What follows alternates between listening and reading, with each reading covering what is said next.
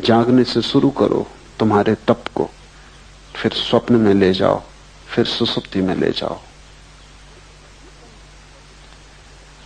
विकल्प स्वप्न है। चित्त का विकल्पों से भरे रहना स्वप्न की दशा है। तो ये मत सोचना कि तुम रात में ही सपना देखते हो, तुम दिन में भी देखते रहते हो। जरूरी नहीं कि तुम यहां बैठे हो तो तुम यहां बैठे हो सकता है तुम मुझे सुन भी रहे हो और सपना भी देख रहे हो।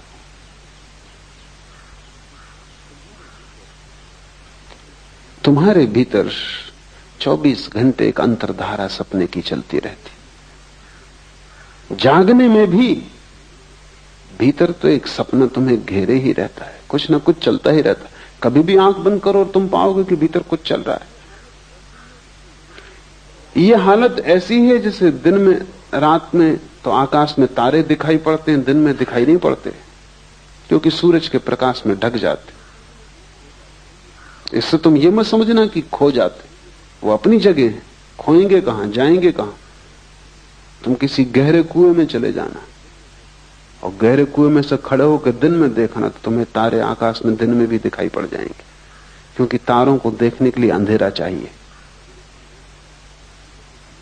सूरज की रोशनी की वजह से तारे दिखाई नहीं पड़ते। यही हालत स्वप्न की है। रात में ही सपने दिखाई पड़ते हैं ऐसा नहीं है, लेकिन रात का अंधकार चाहिए, आंख बंद हो तो दिखाई पड़ते। दिन में आंखें खुली हैं, 25 और काम करने जरूरी हैं। सपने तो भीतर बने रहते हैं, दिखाई नहीं पड़ते। दिन में भी तुम अगर आराम कुर्सी पर आंख बंद करके बैठ जाओ, तत्क्षण दिवा स्वप्न शुरू हो जाएगा। वो चल ही रहा था, वो भीतर चलता ही रहता है, उसका एक अंतर सूत्र है। इस अंतर सूत्र को तोड़ना बहुत जरूरी, क्योंकि दिन में तुम तोड़ सको तो रात में तोड़ पाओगे, दिन में ही ना तोड़ सके तो रात में कैसे तोड़ोगे। सभी मंत्रों का उपयोग इस अंतर सूत्र को तोड़ने के लिए किया जाता है।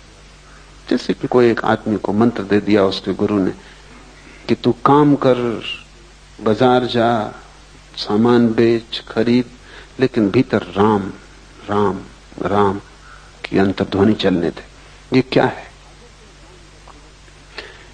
अगर तुम काम करते वक्त भीतर राम की अंतर्ध्वनि चलने दो तो वो जो शक्ति स्वप्न बनती थी, स्वप्न की धारा बनती थी, वो राम की धारा बन जाएगी, क्योंकि वही शक्ति है जो भीतर सपना बनती। तो भीतर तुमने एक अपना ही सपना पैदा कर लिया, राम राम राम राम। बाहर तुम